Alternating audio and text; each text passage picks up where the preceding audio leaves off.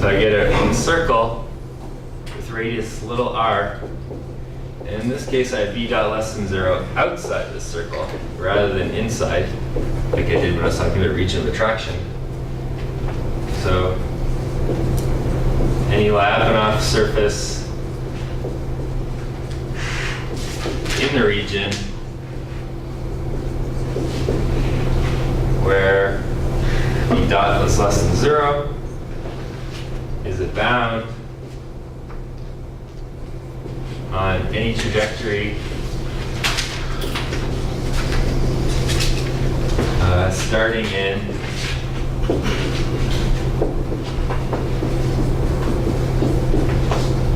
norm of x not being less than this little r, right? Because if v dot is less than 0, I can't increase in v.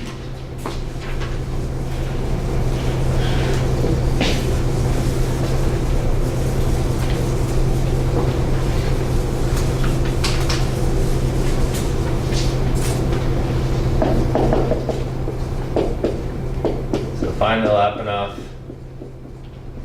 surface using constant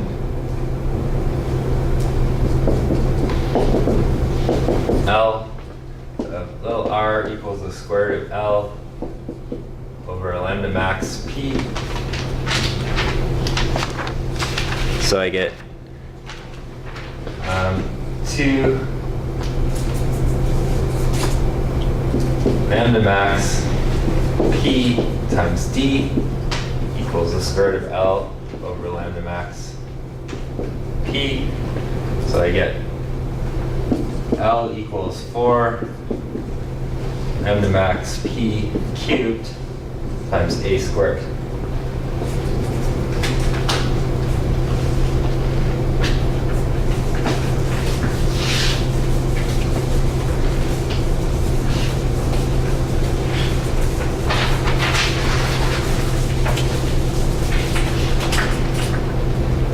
Circle outside the Lyapunov surface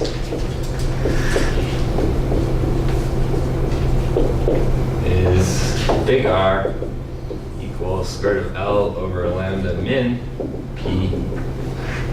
So I get big R equals 4 lambda max P cubed A squared over lambda min P, and x, norm of x being equal to big R, is a bound on trajectories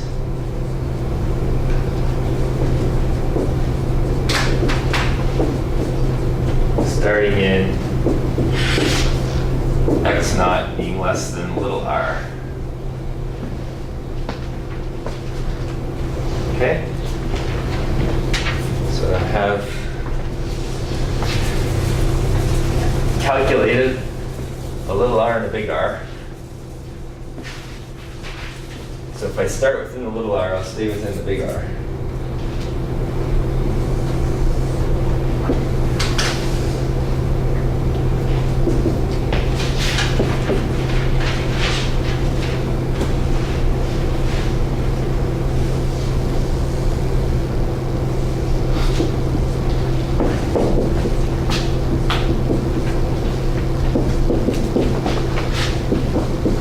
So that was what I started with. I started with a circle of radius little r, outside of it v dot is less than 0. So then the next thing I did was I drew a Lyapunov surface that enclosed this circle of radius little r. So I just drew a Lyapunov surface, calculated a Lyapunov surface that's in this region v dot is less than 0. So that Lyapunov surface will be a bound on my signals. If I start in here, I won't be able to go outside of here, right? So it's a bound. But ellipses are kind of a pain to work with. So I'd rather describe my bound in terms of a circle because it's way easier to write the equation of a circle. So I'm just going to draw a circle with radius big R that encloses this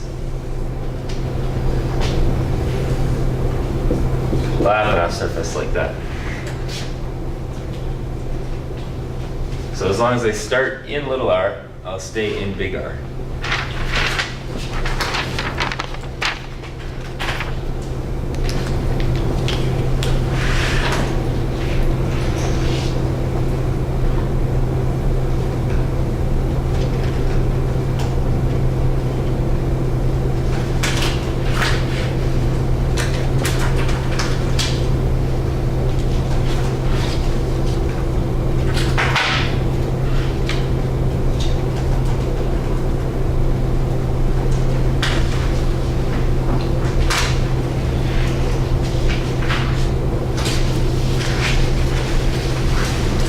So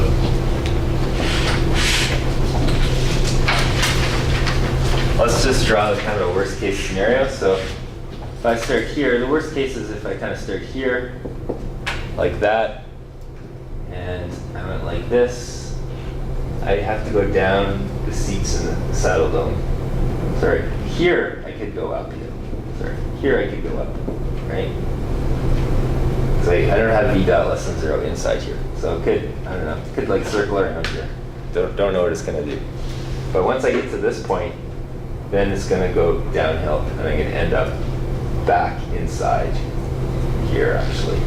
But then it could do anything. So I don't actually know what it's gonna do once I get back, once it gets back in there.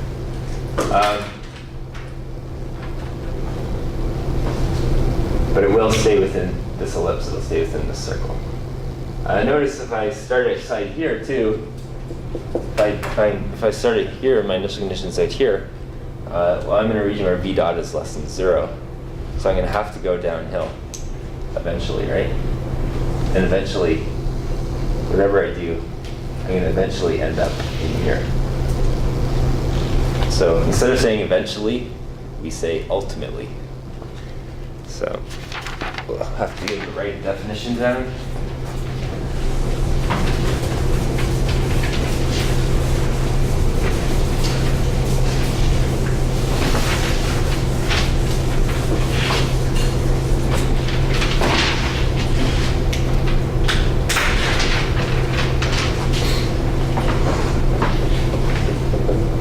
Definition: the solutions of x dot equals f of x and t are uniformly bounded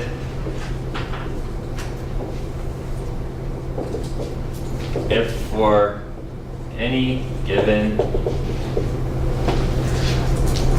r greater than 0 there exists some big R that's a function of little r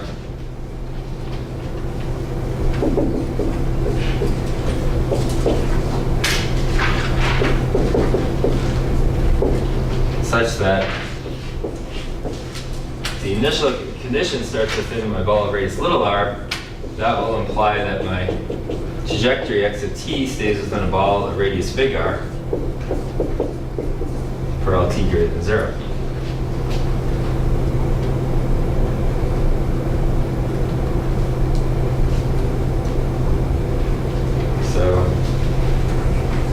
It kind of looks similar to the definition for stability, but it's different than stable,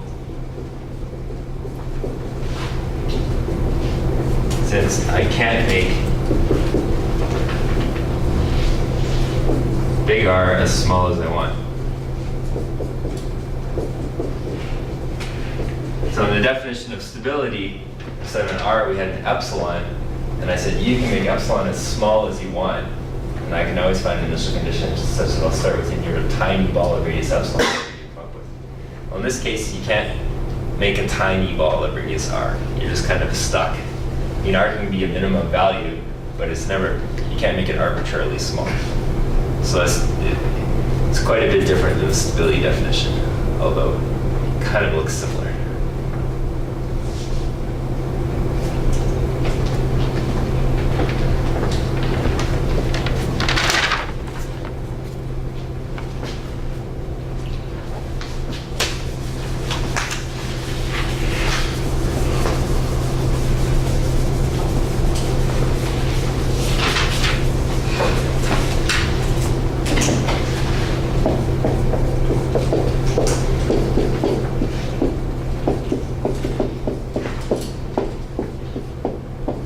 solutions of x dot equals f of x and t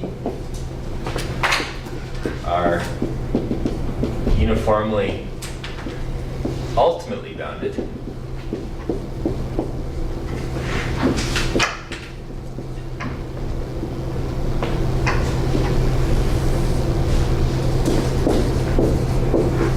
UUB with respect to a ball of radius r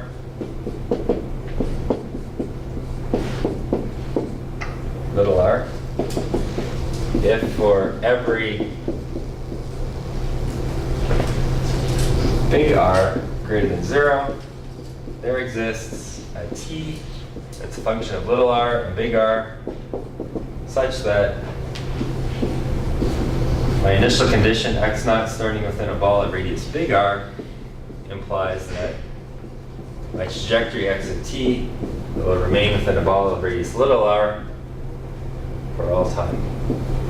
Sorry, for all t greater than this t that depends on both those r's. So I kind of drew that diagram before where we showed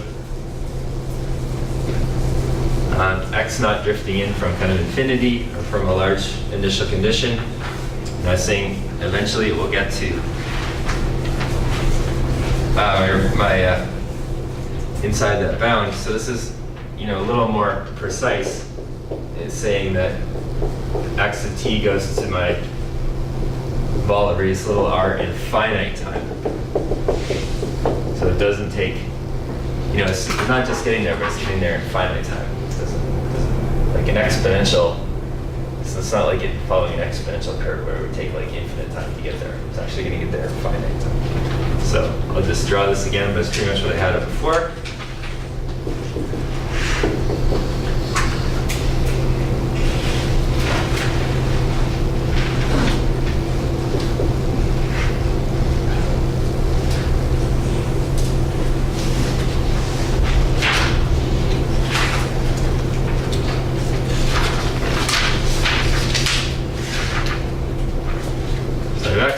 Here, I don't know what it's going to do, but for a while, but I do know that eventually it will go within this ball of little r, and it'll do so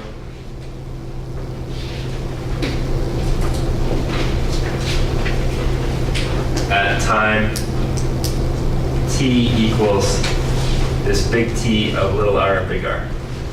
So there's going to be some definite finite time where I enter this ball of little r. Okay. So I'll get there in finite time, basically.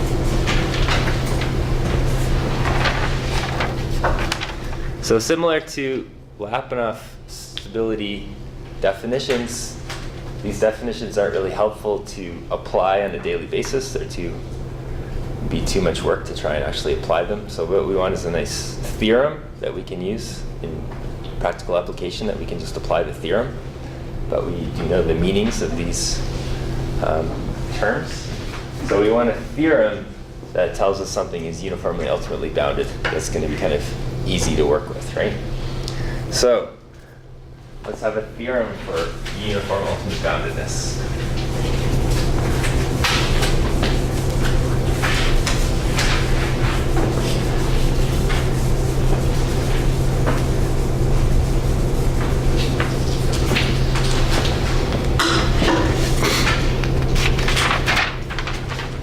The theorem goes,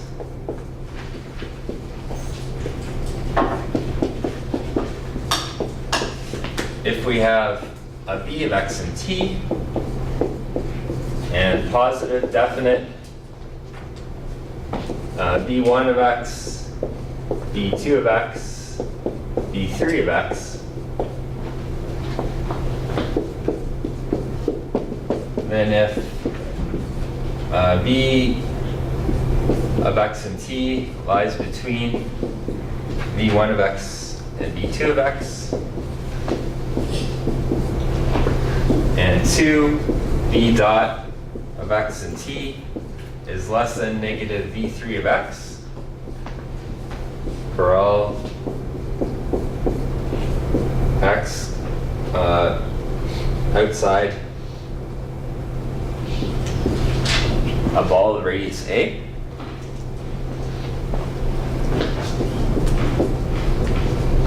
Where A is a positive constant.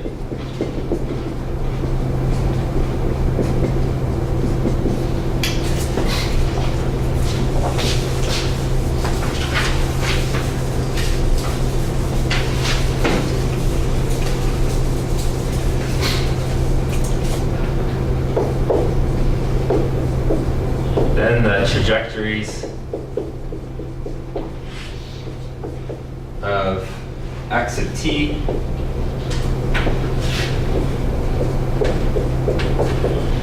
are uniformly, ultimately bounded.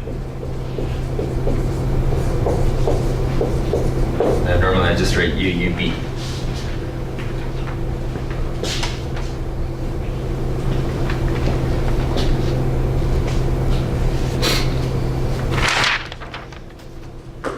So this here, this is the same as positive definite decrescent, right? Like this part here, that's positive definite.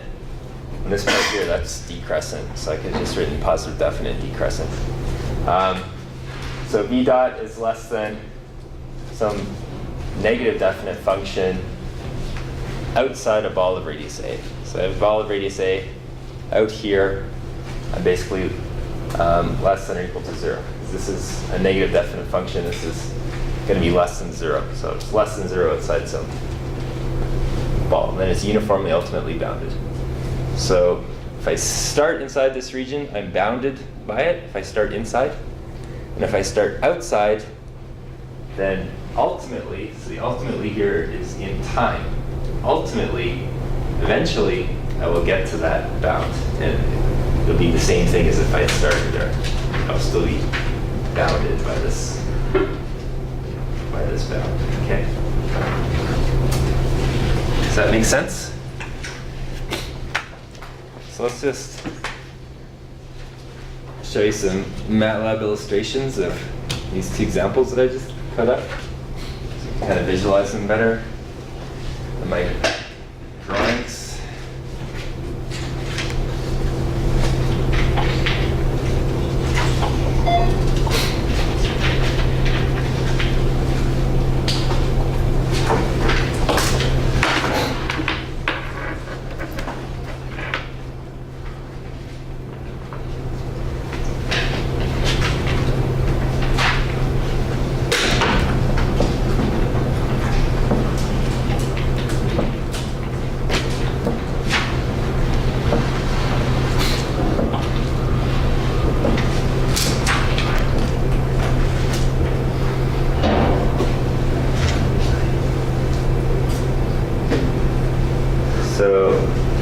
All this code is up on, this is the same code I've had up on D2L for a while.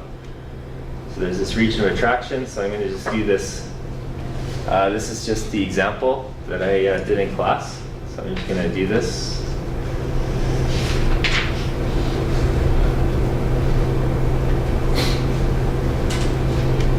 Sometimes MATLAB doesn't like to cooperate with cutting and pasting.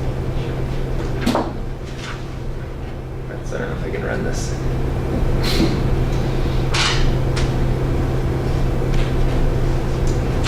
That's better.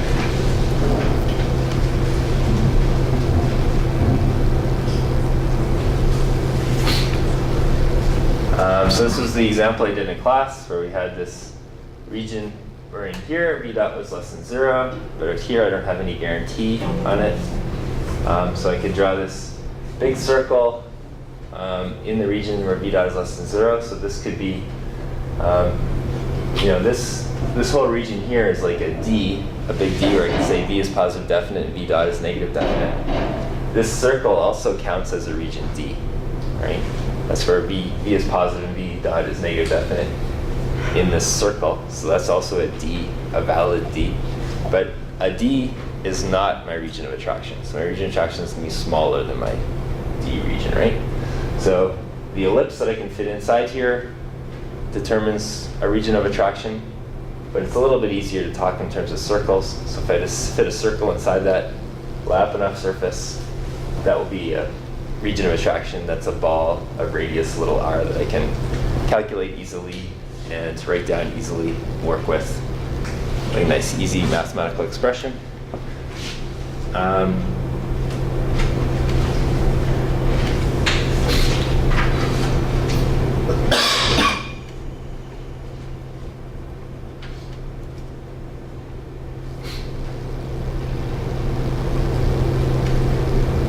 So this is what it looks like in 3 dimensions.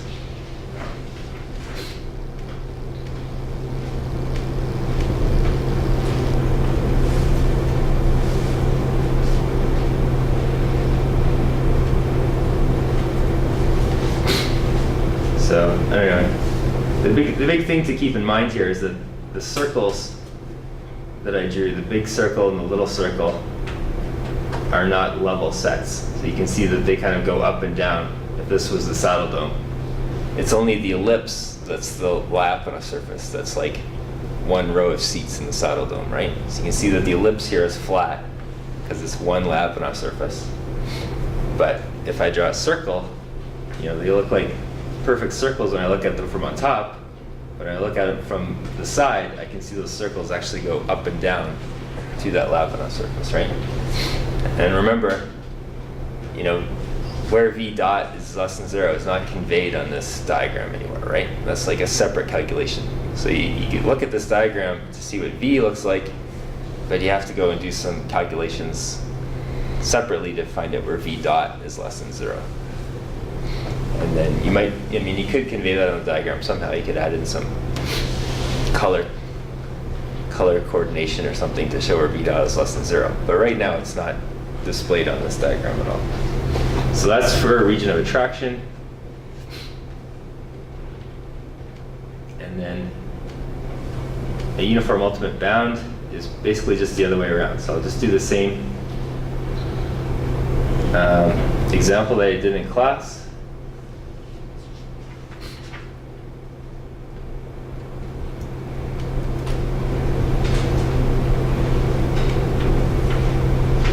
So here it's kind of the other way around. Here I have v dot less than or equal to 0 outside, but inside I don't necessarily have that as the case. So in here, kind of anything could happen, I don't know.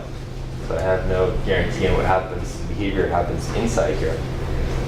But because as soon as I leave this circle, I get v dot less than 0, what's the word, kind of the worst case scenario, the biggest trajectory I could have is kind of if I went up to this point here, right? So when I go to this point here, then I'm in this region where v dot is less than or equal to 0. So then all of a sudden I'm constrained. And then I would have to follow some path and be going downhill the whole way. So it would force me back into that circle. So this ellipse, this level set would be bound, but it's a little easier to draw a circle around the whole thing because then I can write the equation of a circle as being my bound, and that's a bit easier to deal with, right? So in 3 dimensions, it's not going to really look too much different than the case of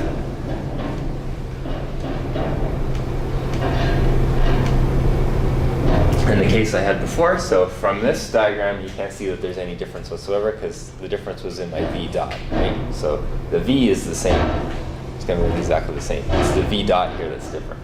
So now I have v dot less than 0 when I'm up here. So it's forcing me down inside this smaller circle. And then once I get into that smaller circle, then I'm trapped in this ellipse. And therefore I'm trapped within this big circle as well. So if x0 is outside the big circle, because v dot is less than 0, it will come inside the small one, and after that we don't know what's going on. Yeah. Because v dot is bigger than 0, right? That's right. So eventually it'll end up in that, going into that small circle. And then you're right, you don't know what will happen when it's in the small circle. Anything could happen in there. So it can come out of that small circle again, but it won't leave that ellipse, right? So the ellipse is a bound, the big circle is a bound. So eventually, so if it starts here, ultimately it will end up in here, so in finite time, and then it won't leave here again. Okay? Does that make sense? So basically, that does it for the nonlinear theory in this course. So from now on, I'm going to use this theory I've derived in the last couple of lectures, and I'm going to design control systems with it, right? Although in the next lecture, I'm going to give you the equations of robots, and then we'll have, it's going to help you with your project, obviously, but also give me something nice to do in class for examples. So I can use these robot equations as examples for designing nonlinear controls with. So we can do some real life examples in class. We have a system that we can examine, but also help you with your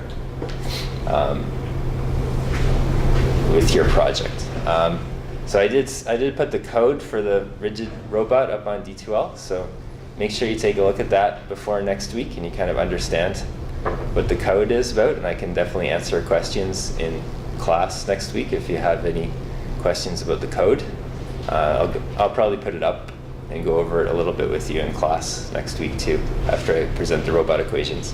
So like I said, you should be able to understand everything in the code right now, except for the robot equations, which I'm doing in the lecture. So that's just one file that has the robot equations in it. But the rest of the code should be pretty comprehensible to you. So you should be able to go over it and basically understand everything that's going on.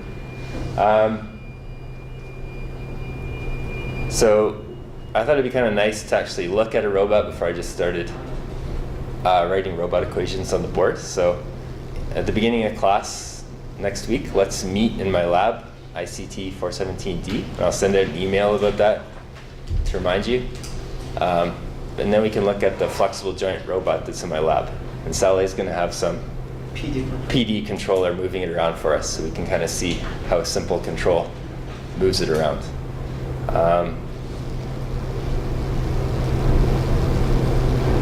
And other than that, so let's take any questions before we take a break. So any questions at all? So let's come back at 3:30 and write the quiz. How's that sound? Okay? Got 15 minutes to study. Hi. So I'm not involved in this course, but I would very much like to sit in the class. I'm not even auditioning, but is it okay if I sit in the class and just